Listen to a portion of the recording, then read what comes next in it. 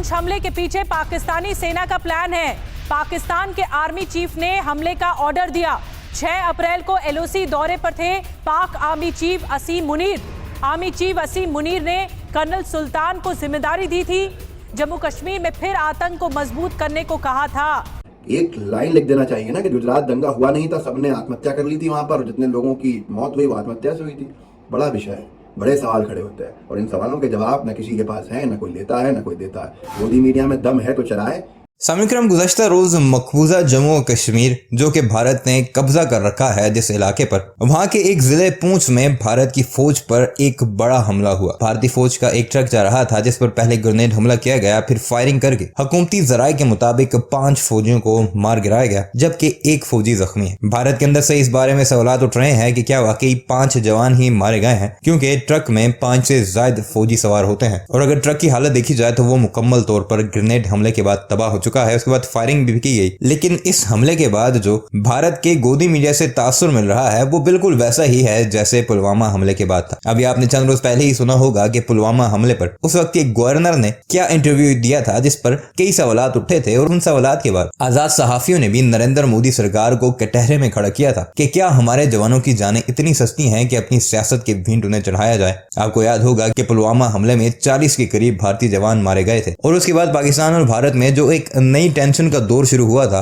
दोनों एटमी ममालिक एक दूसरे के जंग के बिल्कुल करीब आ चुके थे, बल्कि छोटे पैमाने पर जंग हुई भी थी और वो जो अभिनंदन का पूरा चैप्टर है वो तो आपको याद होगा। अभी उसी मामले पर सवालात उठ रहे हैं और क्या सवालात उठ रहे हैं वो आगे चलकर भारतीय सहाफी की जुबानी आपको सुनाएंगे कि उन 40 जवानों की फैमिलीज ने अब बाकायदा नरेंद्र मोदी से सवालात पूछने शुरू कर दिए हैं, क्योंकि गवर्नर के बाद उस वक्त के आर्मी चीफ ने भी अपने एक बयान में कहा है कि हमें गवर्नमेंट की तरफ से मुकम्मल तौर पर खामोशी का कहा गया था कि किसी भी किस्म का कोई बयान नहीं देना, मीडिया के किसी सवाल का जवाब नहीं देना, जैसा चल रहा है वैसे चलने देना है। अब गुज़श्ता रोज के वाक़े के बाद एक बार फिर सवालात मजीद गहरे होते जा रहे हैं, क्योंकि भारत में अगला आने वाला साल इलेक्शन का है और जब इलेक्शन होते हैं पाकिस्तान और भारत में तो आपको पता है कि टेंशन उरूज पर होती है और अभी जो 2-3 साल से लाइन ऑफ कंट्रोल पर जो सीज फायर नजर आ रहा है, अब देखते हैं वो कितना टिकता है और नरेंद्र मोदी सरकार इस सारे मामले में क्या बयान देती है। पुंछ हमले के पीछे पाकिस्तानी सेना का प्लान है।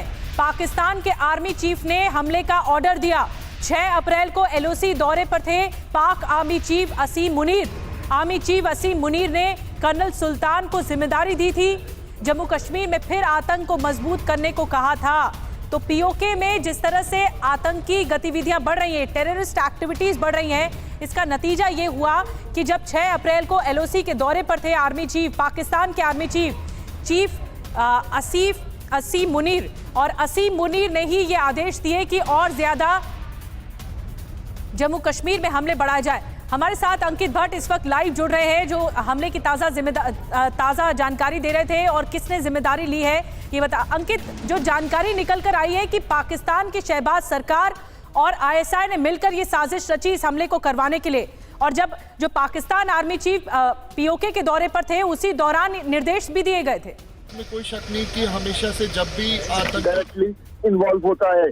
सूत्रों से जो हमें जानकारी मिल रही है उसके मुताबिक 15 दिन पहले जब पाकिस्तान के आर्मी चीफ एलओसी का दौरा करते हैं, उसी वक्त आर्मी के आला अधिकारी जो पाकिस्तानी आर्मी के आला अधिकारियों के उसी वक्त आर्मी आला अधिकारी जो पाकिस्तानी आर्मी के आला अधिकारियों के साथ भी बैठक करते हैं, आईएसआई के साथ भी बैठक करते हैं। उसमें से कर्नल सुल्तान को चुना जाता है कि जम्मू कश्मीर में किस तरीके से आतंकवाद को रिवाइव करना है, किस तरीके से जम्मू कश्मीर में आतंकी हमलों को अंजाम देना है, क्योंकि G20 की बैठक जो है मई में होने वाली है। जम्मू कश्मीर में बड़े इवेंट होने वाले हैं और ऐसे में किस तरीके से खलल डाली जाए उसकी जिम्मेदारी जो हमें सूत्र बता रहे हैं उसके मुताबिक कर्नल सुल्तान को दी गई। लेकिन इन सब के बीच कल जिस तरीके से आतंकियों की तरफ से गात लगाकर हमला किया गया, दोस्तों शायद कुछ वक्त के बाद ये कहा जाएगा कि गुजरात दंगे कुछ हुए ही नहीं थे या गुजरात दंगों में जो लोग मारे गए वो अपने आप ही आत्महत्या कर गए थे। शायद ऐसा कुछ कहा जाने वाला है आगे आने वाले समय में।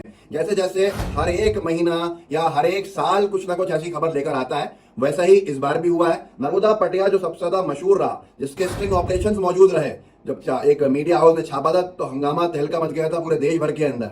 और स्ट्रिंग में जो लोग बोलते सुनाई दिए कि उन्होंने दंगे कराए, उन्होंने बच्चों को मारा, उन्होंने बलात्कार किए, सभी चीजें थी, ऐसे लोगों को रिहा कर दिया गया। एबी न्यूज ने लिखा नरोदा ग्राम हिंसा माया कोडनानी बाबू बजरंगी समेत 67 आरोपी बरी। अब आप खुद सोचिए ये किसकी जांच है? पुलिस की जांच के आधार पर गुजरात की पूर्व मंत्री और बीजेपी नेता माया कोडनानी व बजरंग दल के नेता बाबू बजरंगी सहित 86 लोगों को बनाया गया था आरोपी।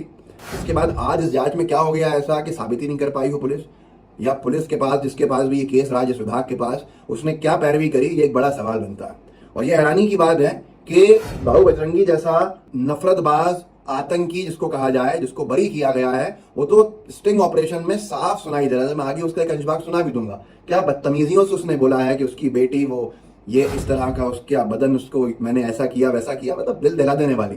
और आज कोर्ट में कहा जा रहा है कि वो बरी किया जाते हैं ये लोग, तमाम लोग। और साथ में जो बाहर अदालत के फैसला आता है अहमदाबाद की स्पेशल कोर्ट के बाहर, वहां क्या लग रहा है? वहां लोग खड़े हैं नफरतबाजी के साथ स्वागत करने के लिए ऐसे दंगाइयों का, इनकी रिहाई का, और पवित्र जय श्री राम के नारे को लगाकर वहां पर इस तरह का माहौल बना रहे हैं जैसे ये एक बहुत बड़ी धर्म की जीत हो गई है। वसीम त्यागी साहब ने डाला इस वीडियो को, लिखा है अहमदाबाद की स्पेशल कोर्ट के बाहर दृश्य, नरोदा नरसंहार के आरोपितों को बरी किए जाने के बाद जय श्री राम का नारा लग रहा है। याद रखें, कोई भी देश अपने संसाधनों, ऊंची ऊंची इमारतों, चमचमाती सड़कों से विकसित नहीं बनता, बल्कि सामाजिक न्याय विकसित होने की पहली शर्त है। देखिए इस वीडियो को, जहां माया कोडनानी बाबू बजरंगी जैसे लोगों को छोड़ने के ऊपर, रिहा होने पर बाहर का दृश्य क्या है और कैसे नारे लगाए। देखिए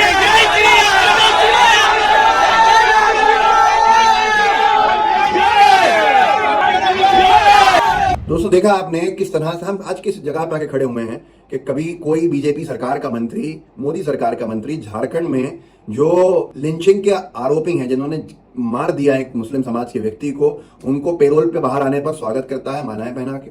बिल्किस बानो के बलात्कारियों को गुजरात की सरकार जो बीजेपी की है वो फैसला लेके, अदालत से फैसला लेके वो जेल से रिहा करती है।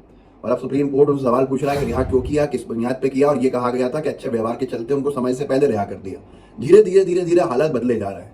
कौन लोग इनके पीछे हैं, कौन लोग क्या हैं, ये आप अच्छे से जानते होंगे।